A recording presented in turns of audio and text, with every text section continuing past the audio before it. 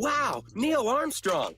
Hey, wait a minute. You're supposed to be on the moon. I just saw it on TV. Oh, there's a tape delay, and with all solar winds.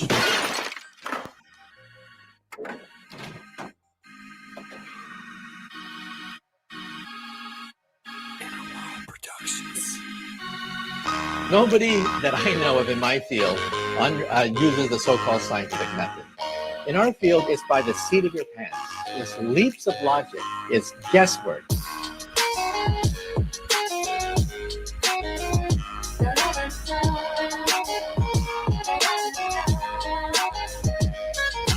Don't see the curvature of the earth. That stuff is flat. GLOBEBUSTERS taking over. Bye-bye, moon man and rover. NASA so mediocre. Sorry, but your ball is dead. But your ball is GLOBEBUSTERs taking over. Gotta ride this roller coaster, but the truth is getting closer. Sorry, but your ball is dead. But your ball is. Get the shovel for the spice of a piecing up the puzzle. Need to burst your bubble. Evil gonna crumble, yeah? Sit down, be humble. Got the ball, you gotta fumble. You'll get mad, cause at this fight I'm about your uncle. And then they call me the liar. I mean, it's absolutely unbelievable the pathetic techniques that they have to use to prove their heliocentric model. Bob said the president, Jan got the evidence. Eros laying desert wisdoms, that shark is evident. That the earth electric and it's resonant. Your residence is heavens, and I hope you settle in like some settlement. If we so wrong, why they lying to discredit it? That's not too intelligent. That's a guy, not an in court, but we ain't really in the settlement. It's time to awaken from the pseudoscience sedatives. GLOBEBUSTERs taking over. Bye-bye, moon man and rover. NASA so mediocre. Sorry, but your ball is dead. But your ball is. GLOBEBUSTERs taking over. Gotta ride this roller coaster, but the truth is getting closer. Sorry, but your ball is dead. But your ball is. Inner World Productions.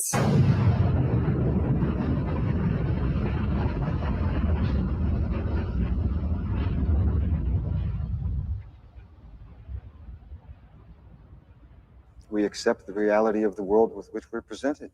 It's as simple as that. Hello, everybody, and welcome to another edition of GLOBEBUSTERS Tech.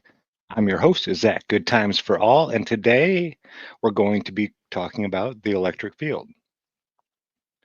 Not so much Earth's electric field, but electric fields in general, and how the charges within an electric field interact with each other. This will be lecture number 2 of Walter Lewin, the former MIT physics professor of 4 decades. We'll be going over his second lecture. The description is down in the link below. If you'd like to go and watch the whole thing by yourself, I recommend you do. It's just chocked full of stuff. I couldn't pull it all out to cover it all. I could talk about this stuff for hours and hours and hours, and we don't need that. We're going to make it short, concise, and just give you guys some things to that you might not have known, and then let you guys go from there. The one thing about research is no one else can do it for you. If you really want to comprehend and understand how this place works, it's going to take a little bit of time and some dedication. It just is. This isn't the Matrix where we can just download the information into our brains and be like, "Broop, I know Kung Fu." I wish it was that easy, but it's not. But before we get into the lecture, we're going to say hello to the panel. I am joined by 2 lovely ladies this evening. Starting off, we'll say hello to Miss Karen B. Karen, how are you doing this week, ma'am? I'm doing great. Good to be back. Yeah, excellent. I know your mom has been in town, and we didn't get to have you last week, but it's totally understandable. Moms come first. Yeah, I love my mom. She's really the coolest, but she flew home yesterday, so. Oh. Well, she'll be back before you know it. Yeah. You got to take care of them horses, huh? Yeah. That's a job right there in itself. All right, and next up we have Miss Cammie Nodell. Cammie, How are you doing this week, ma'am? Oh, I am doing good and feeling good. Karen, you look so nice and warm and cozy, like, winter weather in that sweater, and it looks like you're having cocoa or something. It looks so good. I feel like I've been like cleaning house and scrubbing and things like that, which I have been. We'll get there, but I'm doing good. Special shout out to Liz, who sent me a little sun catcher with rainbows and that with me and her sitting on the moon. So it's not just me on the moon on the icon. Liz is now with me. She loves me to the moon and back. I love her too, to the moon and back. So I want to say special shout out. Thank you, Liz from Scotland. Come back soon. We are missing you here. Absolutely. Yep. Without Liz the is great. electric field, you're not talking about necessarily Earth's electric field, but it applies to Earth. I mean, the physics of an electric field does apply to Earth's electric or Earth's field, and you're going to have it come into play in so many ways. Carrie, you look great tonight. You really do. Yes, Thank and you. the lecture we're going to be covering, it's called Lectures by Walter Lewin, is the name of the channel. They will make you heart physics.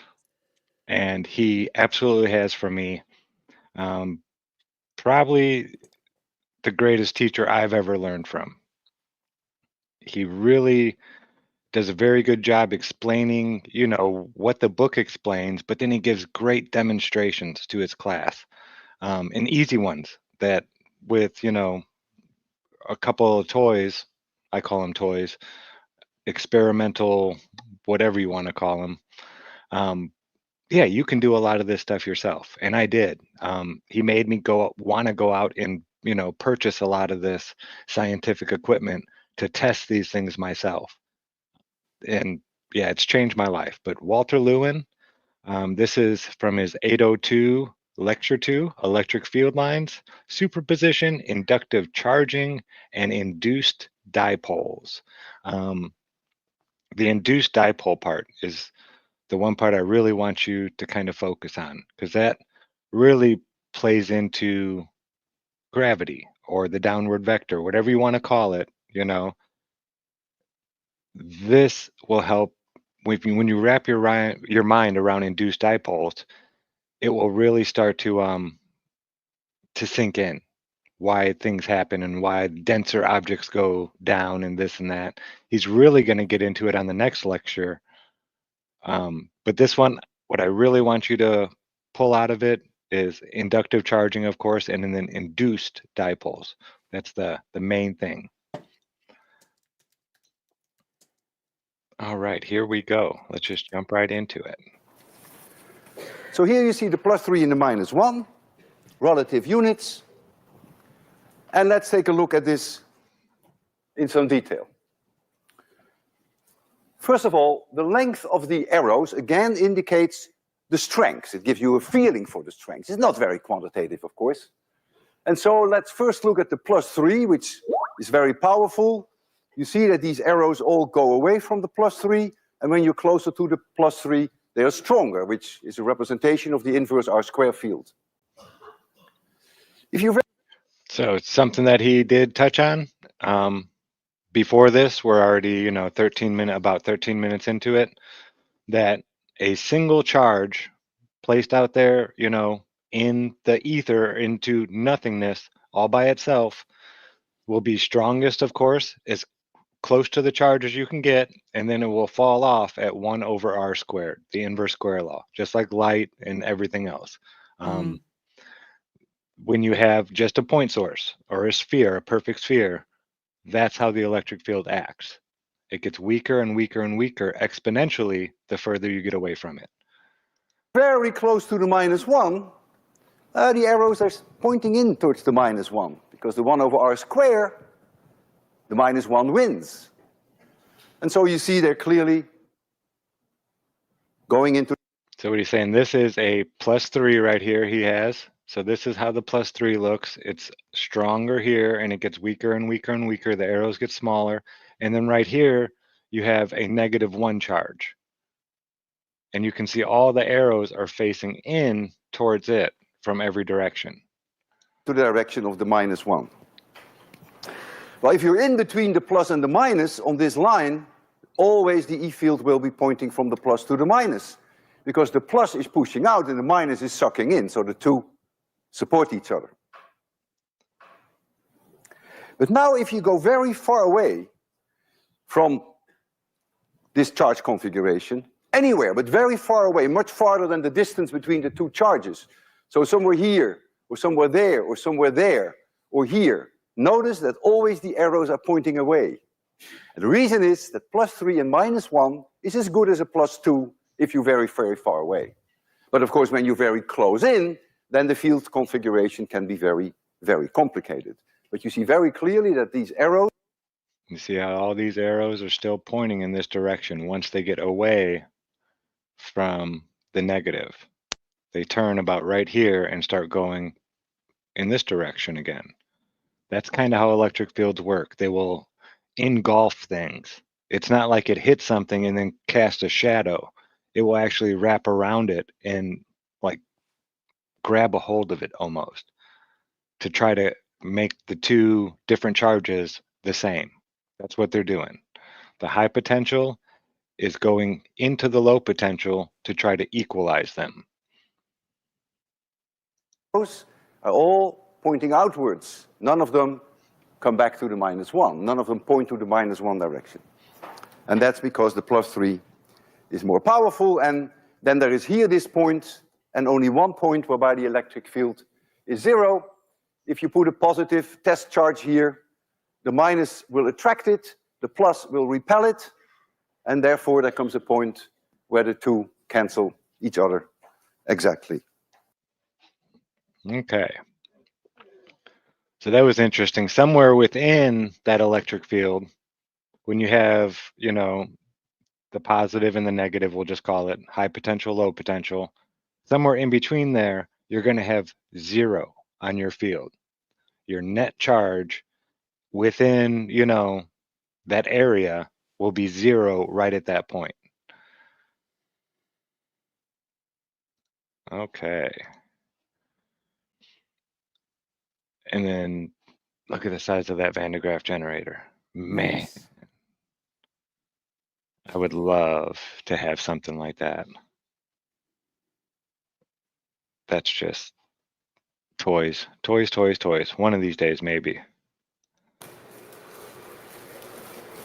Okay, so kind of skipped a little part here. This part, I just wanted you to see how big that electric field is.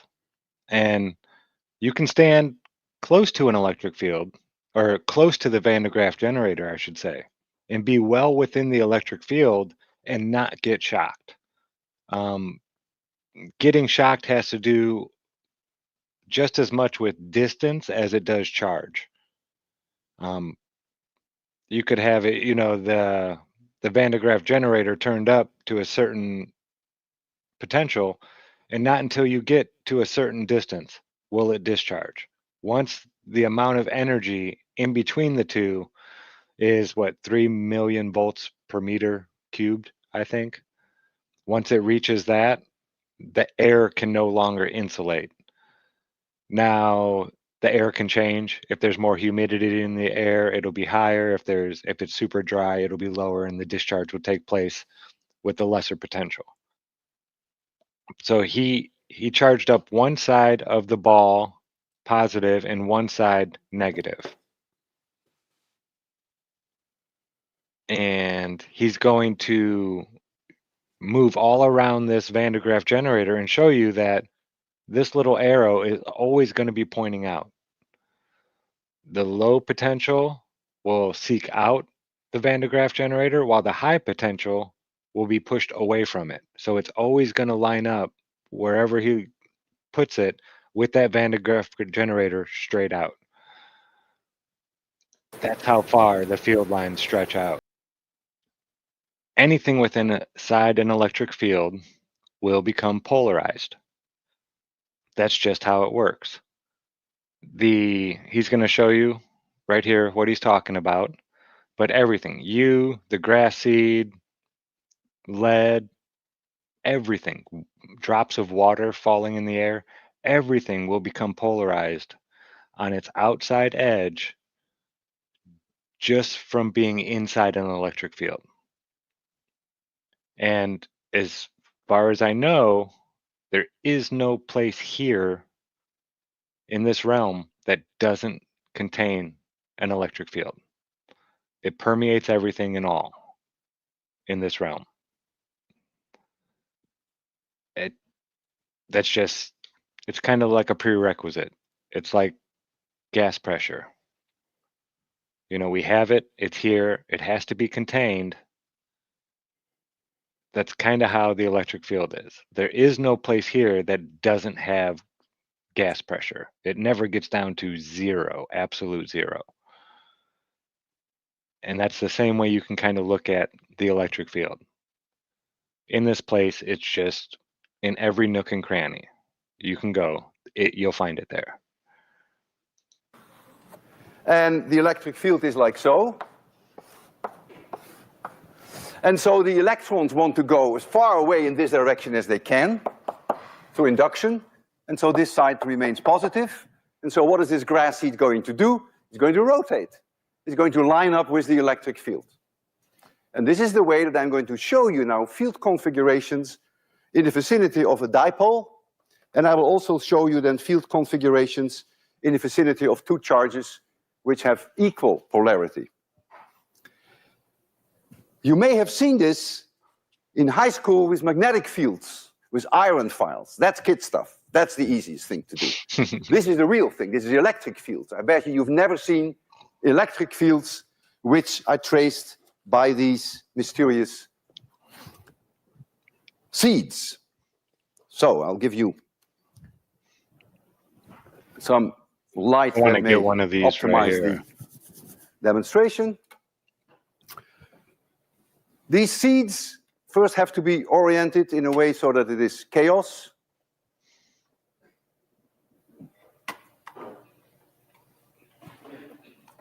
The first thing you see is I'm going to make this, I believe it's going to be a dipole first, almost certain. So I'm going to charge one positive and charge the other negative, and then we'll see how these grass seeds will form each other. Watch closely. There you go. My goodness. That is a wonderful dipole. So as you can see, it kind of looks like a magnetic dipole. It doesn't kind of, it does look like it. Yeah, Has it- allies that right is there, what yeah. it is. That is what it is. It's another way of visualizing it. Now, why he says it's kids play with it, maybe he means it's safer because that is why I work with the magnetics as opposed to the electrics and do the visuals. But your visuals and your information, like Mr. Wheeler does have right there, different sides of the same coin. I would say this one looks like the positive and this one looks like the negative to me. Mm-hmm. He doesn't say, he says he's not sure. I don't believe him. I know he has Centrifugal control right of it. there, centrifugal on the left. And you can almost see him moving this way. Mm-hmm. And we'll go back just a hair before he does it. Negative, and then we'll see how these grass seeds will form each other. Watch closely. There you go. My goodness. That is a wonderful dipole field. Of course, we... And this is how they did a lot of their testing and stuff way back in the day. Like way when they were, you know, figuring out how the field lines would interact with each other and stuff like that. This was one of the tests they did. They'd get an oil and put a bunch of seeds into it and see how they lined up with each other. When we put, you know, this strength charge here and this strength charge here and this, yeah, it was all, a lot of testing went into this. This is still one I haven't done, not with the seeds. I've done it with the magnetic and the filings and stuff like that. Right, and with this, the seeds, the ability that the seeds are bringing is just that these are grass seeds are almost like tiny little needles as opposed to little spheres, so you can pick up the pattern better. But again, it's not that they're seeds; it's anything that's a long needle, like it's. Yeah, so cool. Now he's gonna show us what it looks like when you have two positives that are equal. We don't know which one is plus or minus because the grass seeds have no arrows on them. But you clearly see these incredible lines radially inwards or outwards on each one of the charges. And then you see these nice arcs in between. Who could see it easily? Okay, you got something worse for your twist. Yeah. Put a little bit more charge on, maybe. Very Yes, but what all kinds of seeds do this is again elongated Now? or again anything suspended in a fluid like this that you have little needles in doing it. So yeah. hmm Yeah, this isn't a magnetic field, and even in a magnetic field, well, they probably If it's wouldn't line magnetic, up. you can get the ferro. You'd get the ferro to Yeah, line up like that. but the para and the dia would either just be repelled or attracted very slightly. Which is perhaps more interesting, I'd like to show you the field surrounding two charges, but now the charges are both the same polarity. So we have to undo the memory of the grass seeds. Shake it up like I have my little reader in there where I shake up the thiolines and Okay, put now the we'll try magnets to make them underneath both it. the same polarity.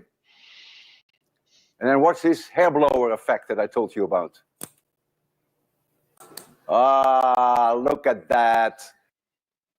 Now, I skipped one somewhere.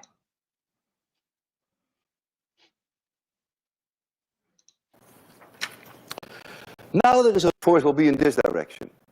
If I put a positive charge here, the force will be in this direction. And of course, if it's a negative charge, the force flips over. There it is. So the meaning of that's just a matter of the direction of the arrows. But Maxwell didn't put arrows in. So I leave it up to you. If it's +4 and +1, you have to put arrows going outward. So remember last time we had a +3 and a -1. And, this just went right to this way. The electric field went this way. Well, here you have two positives, a +4 and a +1. And so the field lines interact differently. And the coolest part is this X right here in the center, when he goes and does the Graaff filings like this, you're going to actually see this X right here form. And of course, he goes on to explain that the closer the field lines are together, the stronger they are on this example. Same with this, as they go out radially, they get wider and wider and wider apart. It's a different way of doing it without the arrows, but it still works. There's still, you can still see the representation that they're trying to make in it. And I believe this was one of Maxwell's right here. Okay. I knew he was going to go there with the Lagrange points, the parking lots in space. Yeah. Yeah. That's the one part that I can't stand. He even talked about flat Earth in a video. Oh, I know. He pooped all over it, like they all do. Well, no, he said he might have in one, but in another video, he was just like, when it comes to the shape of the Earth, those of you who have all these questions and want to have a discussion, I will not talk about it. He's like, if you don't want to be my friend, I'm sorry. It's okay. I don't hold any grudges, but I will not be discussing this topic. And that's him addressing his students from MIT. And this was, I think, back in 2017 or so, 2018. So yeah, it's getting up into those upper echelons of education.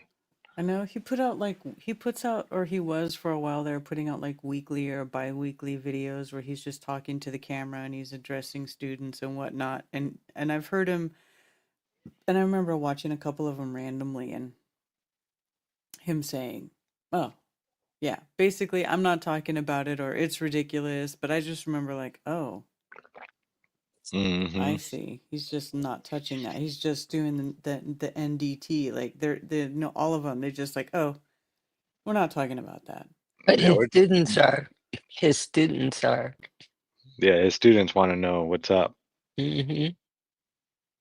It's just a matter of time. That's it. Pandora's box has been opened. There's no putting the genie back in the bottle, however you Mm-hmm. want to say it. But this is out. Now here's a dipole. You have your positive here, your negative here, and your field lines all coming together. And as you can see, as it gets out here, the field lines get more swooping further out there as it's getting weaker, even. Now, the demonstration I'm going to show you here at the end of this will demonstrate the stronger it is between the two, this field will stretch way, way out here and do a big loop. Another demonstration that he shows here at the end of his lecture, that was one of those I wanted to go try right away. And when I show it to people, they love playing with it. My one buddy had so much fun with this.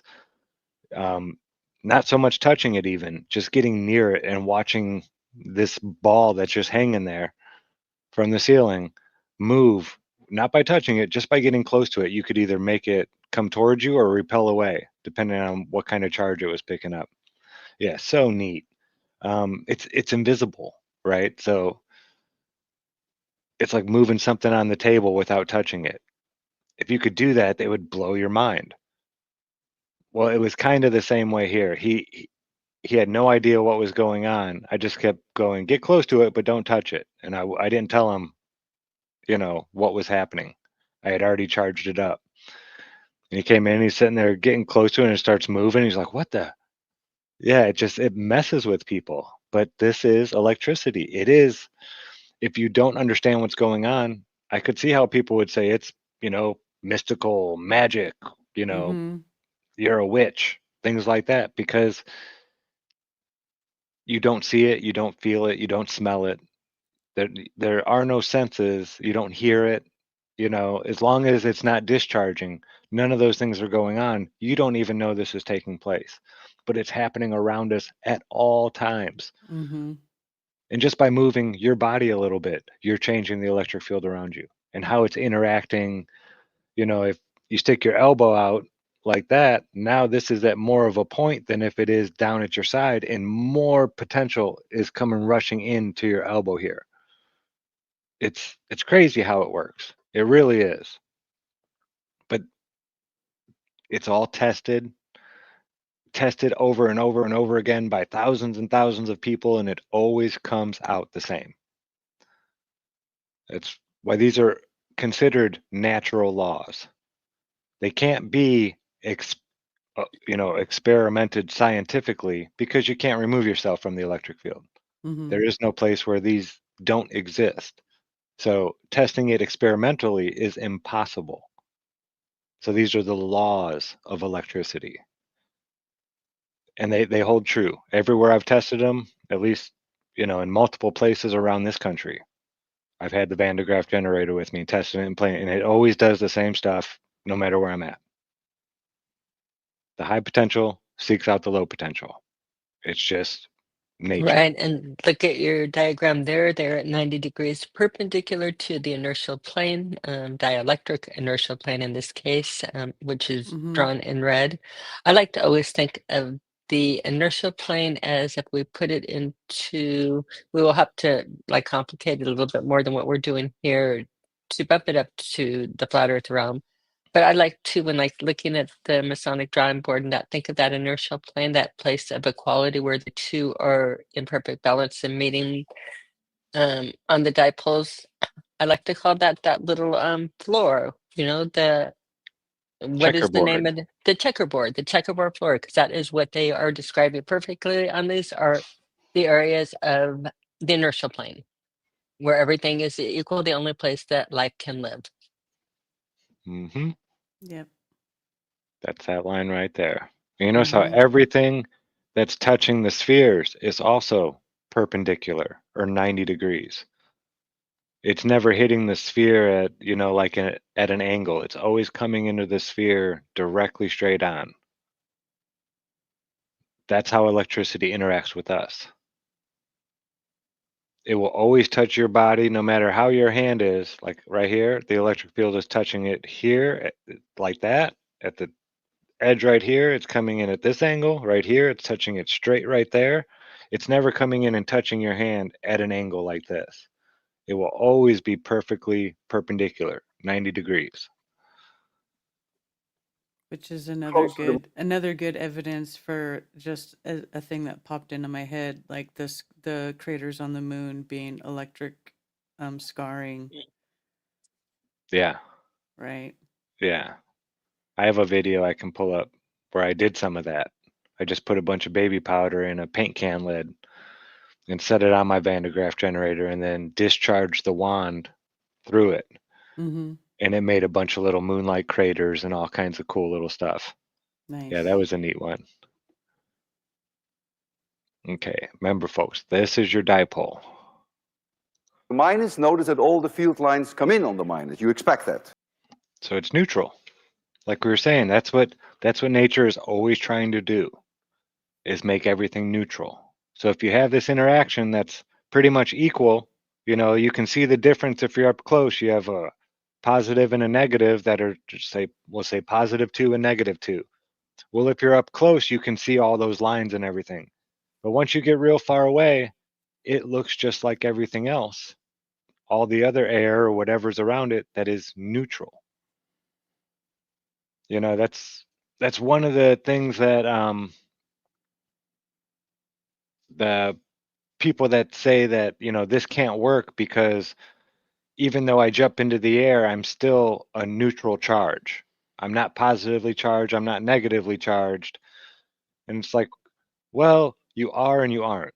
Yes, your body is still neutrally charged, but the electric field, the electrostatics on the edge of your body, remember, electrostatics doesn't permeate into you as much as it radiates off of your, like, think of your skin as being a shell or whatever you're wearing as a shell. So it hangs out right there at the edge. And what happens is on that shell, things get polarized. So if you're in an electric field and up above is positive and below you is negative, and you are just floating in the field, not touching anything, the high potential of your body is going to go near your feet. Whereas the low potential is going to go towards your head because they're going to be seeking out the electric field around them that is the opposite of what they are. So because the electric field would be higher by your head than it is by your feet, you know, with the gradient going up, the charge on the shell of your body would be polarized. And then that tells you which direction you should be going. You know, in free fall. That's what tells you what down is that polarization within an electric field will tell you which way to go. Very, very special. In the case of the +3 and the -1, if you're very far away, it's like having a +2 charge, and the E field, when you go further and further out, will fall off as 1/r². With a dipole, your intuition sort of tells you that it will probably fall off faster than 1/r². And that is part of a homework assignment that you have this week. In fact, I can already give you the answer. You have to prove it. If you're far away from an electric dipole, the electric field falls off as 1/r³. It goes faster than 1/r². There is not a single point in space where the electric field is 0. Do you hear that? In Yep. space, in any space. Yeah, when he says in space, he means in any space. In space around you, the space around me, up, down, yeah. There is no place to charge. Yes. In the space we exist. In reality. I'm going to rewind it one more time in case you guys weren't paying attention. The ladies passed the test. But yeah, listen to what he says right here. This is so important. R². There is not a single point in space where the electric field is 0. You can think about that, why that is the case. So these field configurations can be rather complicated and can be very interesting. and each one has its own applications. Are dipoles rare in physics? Not at all. In fact, they are extremely common. You cannot avoid them. Remember last time I told you, if you have a spherical atom or you have a spherical molecule and you bring that close to a charge, let's now think of it, you bring it in an electric field. It's another way of saying the same thing. So we have a nice spherical atom or a nice spherical molecule, and we bring it in an electric field.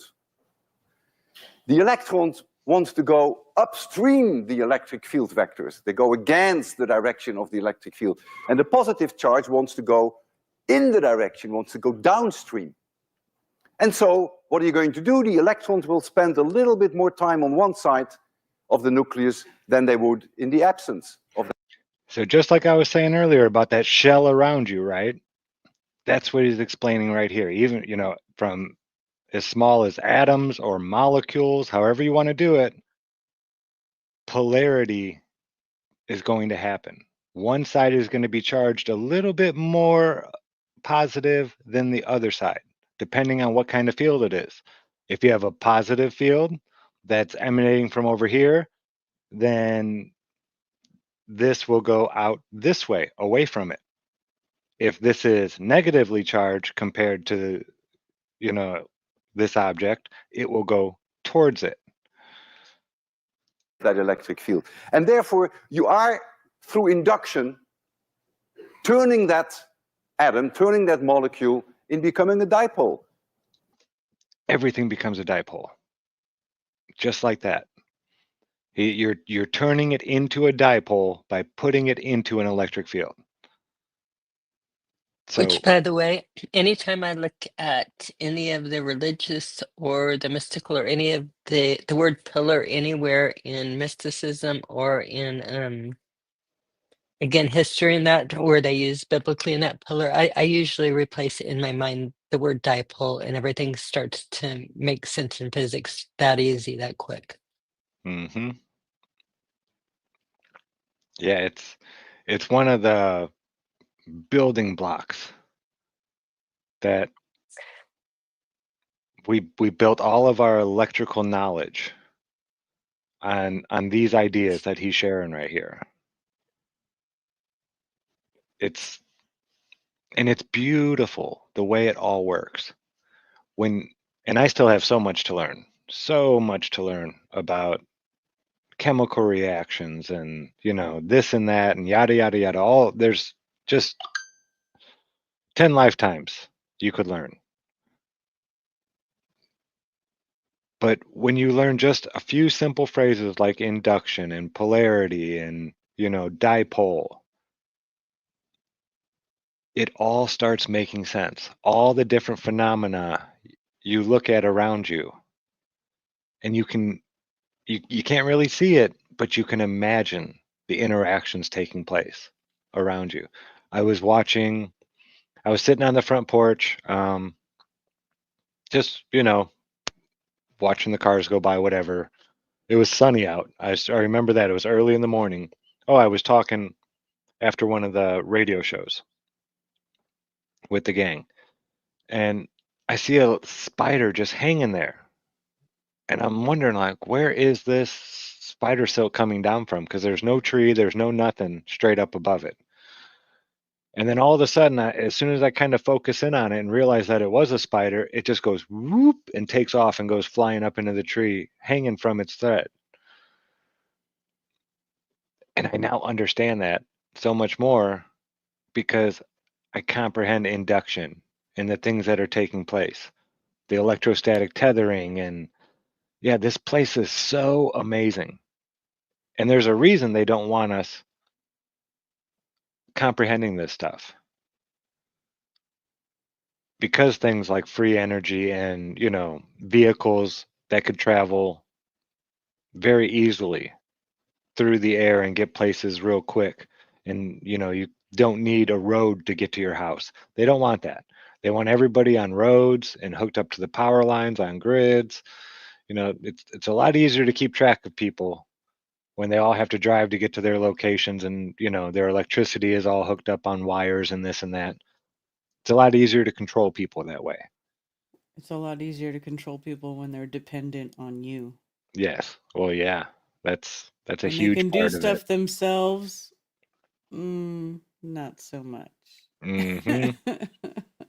Yeah, if you had a vehicle that could, get you somewhere 1,000 miles in like an hour or so, just kind of fly over there real quick, and then you come home and charge it on your little square box thing that's in the corner of this room that runs all the power in your house and everything. That's just gathering the energy from the air around us. Yeah, they wouldn't want us to know this kind of stuff. That's why they don't really, even Professor Lewin. I mean, he talks about this stuff, but it's very little compared to when they start getting into the amps and all that kind of stuff. The stuff where it's in the wire. Mm-hmm. They want you to know about that. They want you to learn about that and, make more wired stuff. That'd be great. But yeah, you can see, and the technology is coming out. There's been patents that have came out, I believe, in 72, the Rectenna. The first Rectenna came out, and the only thing you saw them in were the RFID chips in credit cards for the longest time. But that little chip in there has an antenna on it, and it has a couple things in there to where just by being around a certain radio frequency, it powers that chip and then allows it to share information with the thing giving out that power source. So they've had this technology forever, but now they're starting to use it to, charge phones and watches and things like that wirelessly, where you just set it down on something and it doesn't have to, plug it in. There's no conduction.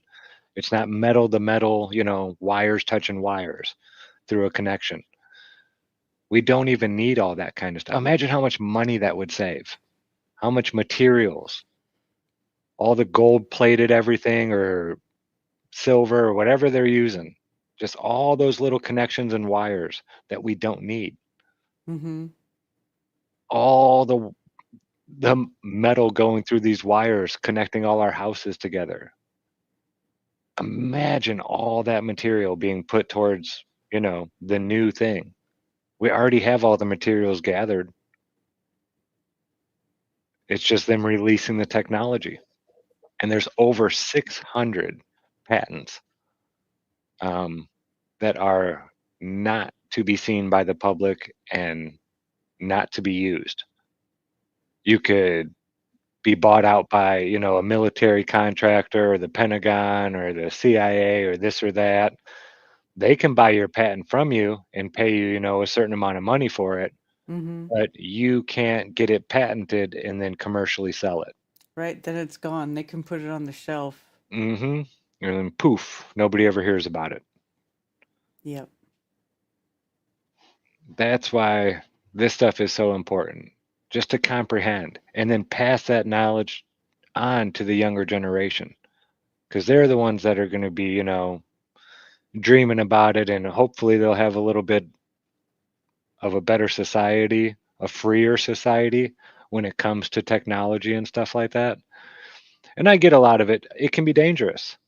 You don't want people building nuclear bombs in their basement. I get it.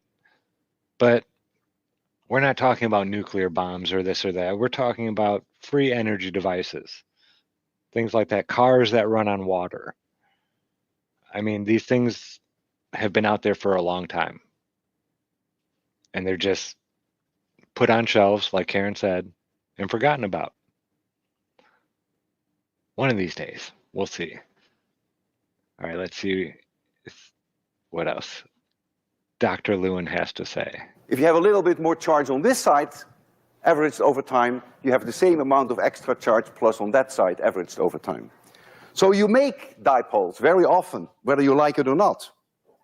And later in this course, we will learn more about the polarization of atoms and molecules creating dipoles when we talk about dielectrics. And you will see that it will have can have an enormous impact on the properties of the material. Could I make you a dipole here in class? Oh yeah, that's very easy. And I think, yeah, Okay. So this is that dipole that he was making. Oh, I think it was here. No, that's near the end.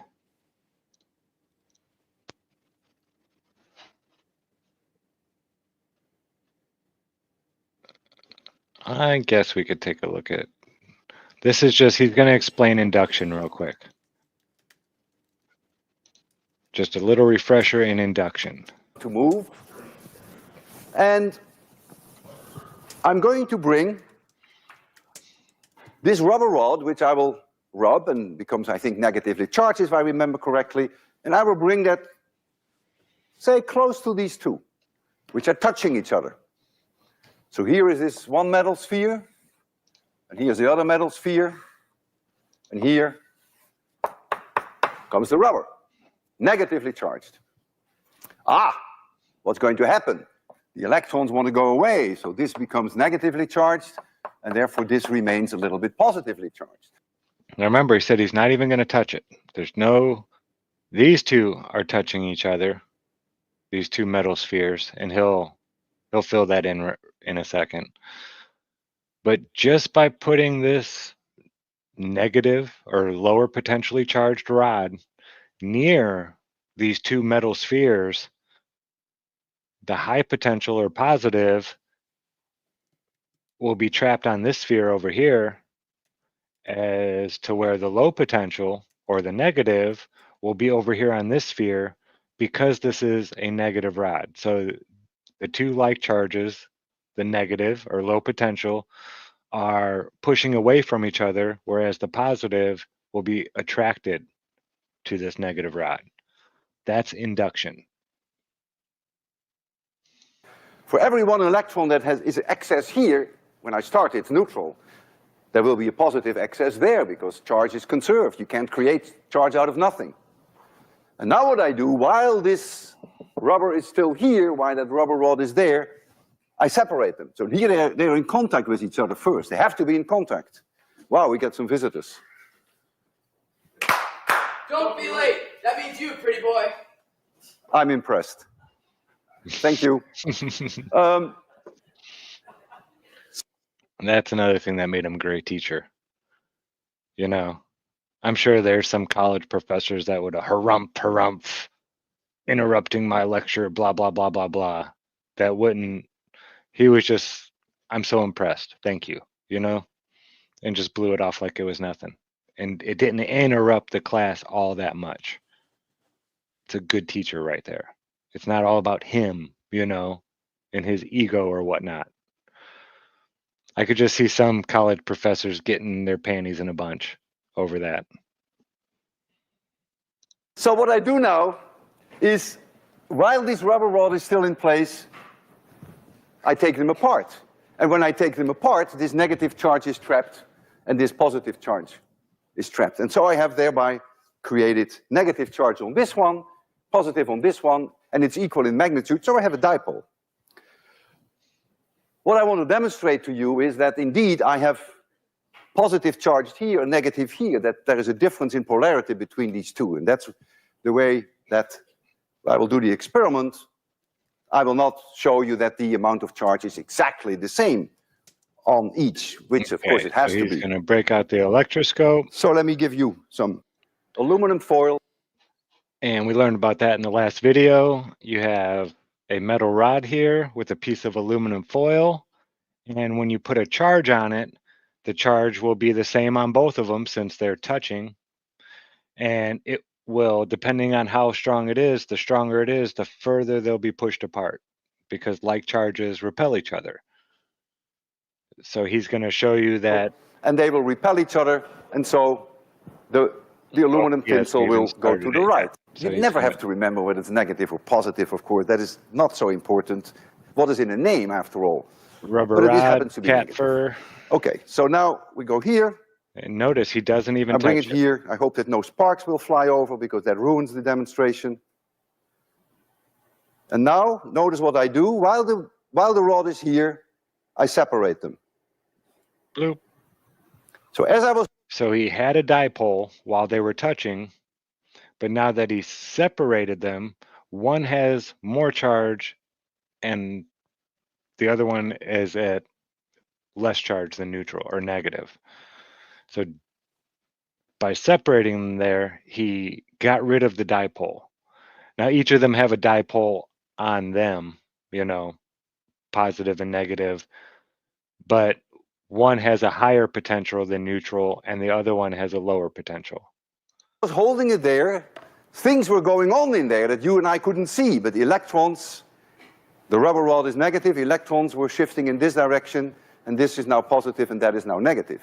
If I take this one and I touch it with the electroscope, you clearly... Now he didn't really show it jump. It was kind of really bad filming there, but if you remember, this was more like right about here.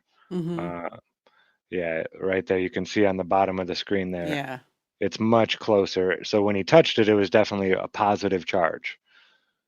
They became, you know, more far apart because there was a high potential on there. You see that there is charge on this. How can I show you now that there is charge of different polarity on the other one? Well, the way I will do that is I will approach this electroscope by bringing this sphere very close to it. And if this charge is different than the charge that is on it, the electroscope will, the reading will become smaller. And why is that? Why will the reading become smaller? Well, here is the situation of the electroscope now. And here is that ball that you see on top. This is upside down there. If this is all negative, that's why it is apart. If now I approach this here with an object which is positively charged, and I claim that this one now is positively charged because this one was negatively charged, the electrons love the positive charge, so the electrons want to come to the positive charge, so these electrons drift down again. And so if they come down, fewer will be here, and so you will see this. If, however, I put here a negative rod, then the electrons which are here want to go further away, they will stream up, and therefore the reading will become larger. So you can always, through induction, test what the polarity is of your charge. Let's hope. Now remember, he said induction that time. That means he's not going to touch it. He's just going to put that sphere near the electroscope. He's not going to actually touch it to it. Hope that this one is still holding its charge while I was talking. So I claim now that if this polarity is different, and if it's still there... That part right there, let's hope that it still has its charge. Remember, nature is constantly trying to neutralize all these charges. So the air around it or the ground beneath it, all the different ways, it is insulated. So it's not so much the ground beneath it, even though every insulator is still a conductor. It's just insulators move a lot slower than your, what we call conductors, you know, the metal where the electricity just can fly right across it, no problem. Or rubber, it still does that, but it just takes a lot longer for it to happen. When I approach the electroscope, come very close, that the reading should become a little smaller without even touching it. Let's see whether that works. You see, it goes down. You see, it goes down. It goes down. So through induction, I have demonstrated that this has indeed a different polarity from this one. If I approach it with this one, it would go further out, unless it already is at a maximum. Let's try that. You see, it goes further out. So not only have I demonstrated that I created the dipole, but you've also seen that by means of induction, that you can demonstrate that there's a difference in polarity between the two spheres. Such an awesome teacher. Okay, this part is pretty cool right here. And then I'll got one video of mine where I do the demonstration that he's about to show you. And then we'll wrap it up and head it out of here. I trying to keep it to around an hour. I know last week we almost went 2 hours. I got kind of wrapped up in talking about electricity. And next week we won't be having a show because of Thanksgiving, but the week after that might be a long one because it is about how the electric field creates the downward vector that we see here on Earth. And he comes out and flat out says it. You know, he says, he asked the question, well, if not gravity, then what is it that holds us to the Earth? I mean, these are, you'll see it. We'll do it in a couple weeks. Next week is Thanksgiving, but he comes out and just flat out tells his students that it is electricity that is holding you to the Earth with an electric field. That's just how it works. It's 10 to the 26 times stronger than the gravitational forces felt here on Earth. That's 10 with 26 zeros behind it. It's a ridiculously large number. Yeah, and that'll be in 2 weeks.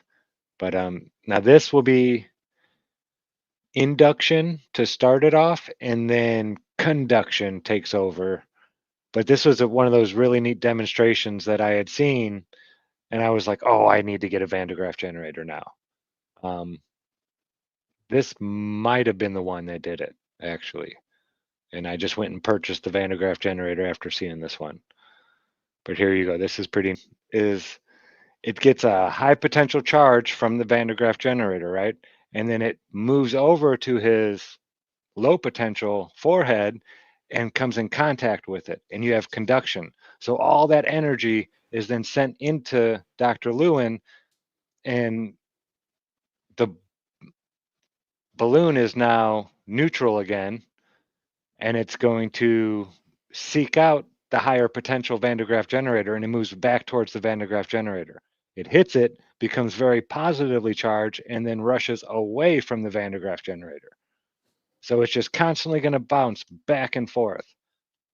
Now, there is charge being put into the Van de Graaff generator, of course, but as long as that happens, the balloon needs no force applied to it other than it being in the electric field and having its polarity switched on and off through conduction. So that made me go out and God, look at that beard. Oh my goodness. Grizzly Adams. So I have a piece of tinfoil hanging here from the ceiling. Of course, the Van de Graaff generator, and then my head. Now watch as I reach out to touch this thing. It's going to start moving before I even touch it. That. See, it was just really, really charged earlier. So it was hitting, and the electric field was coming way out here. Now the electric field is more or less in between me and the Van de Graaff. I'll give it another half charge just to charge it. And it's wanting to hit me, and then I let it hit me and it'll take off. Do you see that? It was reaching out and trying to get a hold of me, but couldn't. And as soon as I scooted forward and let it touch me, it grabbed that charge and zap and took off. It got a good negative charge from me on it. Now my Van de Graaff doesn't have, you know, the charge constantly being put into it. I have to charge it up. So I was just letting it dissipate. And induction all at once. You're witnessing right here. My face is becoming negatively charged through induction. Wow, it's neat. I can feel it on my beard. And the aluminum foil ball bouncing back and forth is being charged positive to negative to positive to negative through conduction. Now this thing doesn't know which way to go. It's trying to get to me. I can feel it. I'm going to reach out with my finger and just touch it from the bottom, and you're going to watch. It's going to take off and go towards the Van de Graaff. So I won't be pushing it that way. I just touch it. Boom. See that? And you can see the field line static electricity real built up, big so it's now. going to dance around a little bit. And then eventually, once that charge dissipates a little bit, it's just going to bounce back and forth between me and the Van de Graaff. Oh, and that's it looks like. Oh, it needed to touch my skin too. Touching my hair, I noticed it doesn't. Yeah, hair's not as conductive. Doesn't want to give the charge. More of an insulator there. It was like the glasses and the hair, yep. It's kind of like bird feathers. I think bird feathers are like that. They're not as conductive because birds be flying high up in the sky. Yeah, I never even thought about that. Well, yeah, they are hollow as well. The less Mm-hmm. dense things are, the less of a charge they'll hold. Mm-hmm. But yeah, so many hours of fun playing with the Van de Graaff generator. And still do. When people come over, they want to feel what it's like to be shocked by it and stuff like that. It's fun. It really is. And I've had it for since 2016 maybe, and it's still running strong. I've never had to replace the band or anything like that. I don't even remember the name of the company I got it from, but I know Witsit had someone asking him about one that they were looking at, and it was pretty much the same one, the same Van de Graaff generator, and I think it was even cheaper than it used to be. I think they were asking $125 for it, something like that, where I think I paid closer to $150 for mine. And here is going to be induction and conduction together. Or no, this will just be induction with a discharge that's going to be pushing it apart. Let's see. We'll try right here. We'll turn that on. Oh, too close. Look at that charge. I'm not really getting the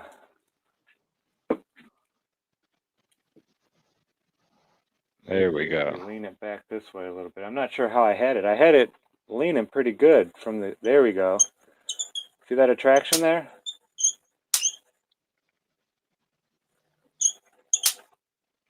And I'll knock it away. Guess and I just barely crank it and it pulls it towards it. Then the discharge pushes it back. So I don't know if the discharge would be considered conduction because the electricity is, connected. It's not just the electric field charging something up from a distance. It's actually discharging and the electricity is being, there's a current there. It's no longer being insulated at all. So I don't think that would be induction. No, that would be repulsion. conduction. It'd be conduction. Even though they're talking not along with you, physically touching each other, they're still there's still conducting that from discharge. Yeah. right. But yeah, that You're was not inducing induction, you're actually conducting the yeah, movement with, this stuff can move all kinds of stuff. Quite simply too. I heard that quite a bit. Oh, there's not enough charge in the sky to hold things down to the earth. And for one, it just needs to set a direction. That's it. If it was a weaker electric field, we'd be able to jump much higher, most likely. It'd be less of a, force pushing us down. But it would still be there. There's the idea that there's not enough charge. The charge they tell us, now I don't know. Until you connect a wire and take it all the way up there, that's the only way to really know. And we can't get a wire higher than 2 kilometers before it disintegrates and just vaporizes into nothing. But they tell us it's 400,000 volts at 1,800 amps, which is a lot of power. That is a lot of power. And that's constantly being discharged, they say, like about 80 lightning strikes a second here on Earth, which is just a ridiculous amount of power being released. Mm-hmm. So yeah, there's plenty of power here, in my opinion, for the electric field to be responsible for the downward force. I agree. And not next week, but the week after, we're going to learn all about vectors and how they're created and why I believe that there is something solid above our heads that is, the Gaussian surface that's helping create this electric field we live in. and it's really neat. A lot of testing went into it, how they figured all this stuff out, and we're going to check that out next time we see you. Karen, what do you got coming up this week? Will there be scripture study Saturday? Yes, we'll be back with anti-religious scripture study and, of course, coffee talk on Monday. Excellent. Awesome sauce. All right. And Cammie, what do you got Oh, going on tomorrow night? we have Iron Realm Media going on tomorrow night. Next week we are off for Thanksgiving, but we'll be back on Iron Realm on Friday, I believe, next week. So just missing the Thursday for Thanksgiving. All righty. Oh, I don't know what I did. Okay. Oof, excuse me. And then you can catch me. I'll be at GLOBEBUSTERS this Sunday. And then, of course, Iron Realm Media. You can catch us here on YouTube. We're over on Rumble or freeworld.fm Monday, Wednesday, and Friday mornings at 5 a.m. Eastern. It's a lot of fun. We just had Unkululelu Duma hanging out with us this last week. He jumped in a couple shows. He's from South Africa, so we get viewpoints from all around the world. It's pretty neat. We'll have people from Australia call in, from the UK. We're kind of spread out in the US a little bit. So yeah, Phuket, we'll have Nick from Phuket, Thailand call in every once in a while. So we get perspectives from all over the place.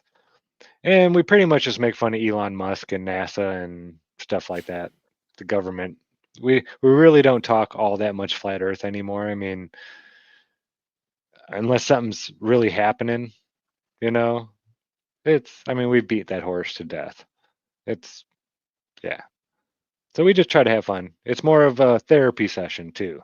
People call in, vent and get it out there. And yeah, it's just a lot of fun. So come on over and hang out with us at Iron Realm Media. And that's going to do it for the show. Thank you all so much for joining us. That was a fun one. I would recommend everybody go check out the video on Walter Lewin's channel. I probably watched each of the first 7 or 8 of his lectures probably at least 10 times a piece, just to try to really absorb it. Took some notes, and everything kind of started falling into place.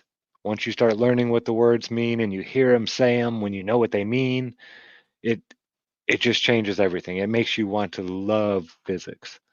And I do now. It's something that I never thought I would ever say, because I despised it when I was younger in school, science and physics and all that stuff. But I love physics.